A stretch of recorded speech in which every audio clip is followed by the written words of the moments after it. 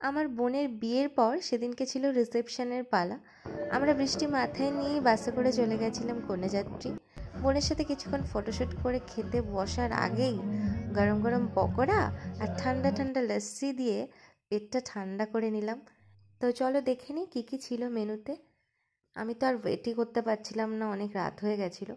প্রথমেই দিয়ে দিল গরম গরম নানপুরি আর তার সাথে চিলি পনির।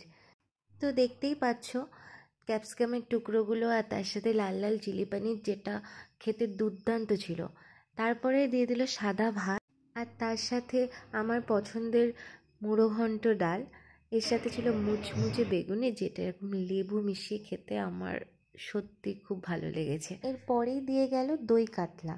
আমি তো মাছটা খুব একটা পছন্দ করি না, কিন্তু তবু একটা ছোট পিস দেখে নিলাম।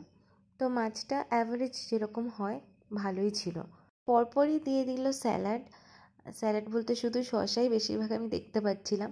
আমি চেয়ে আর একটু বেশি করেই শসাটা নিলাম, গরমে ওটাই সব থেকে ভালো লাগছিল খেতে।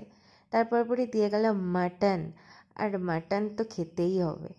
তো মাটনটা খুব ভালো সিদ্ধ হয়েছিল আর খুবই টেস্টি ছিল খেতে।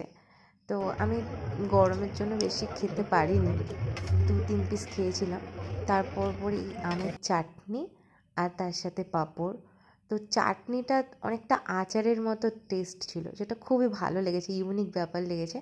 এদিকে মিষ্টির মধ্যে ছিল কালাকাঁদ আর রসগোল্লা, লাস্টে কুলফি, আইসক্রিম আর পান দিয়ে ব্যাপারটা পুরো জমে গেছিলো।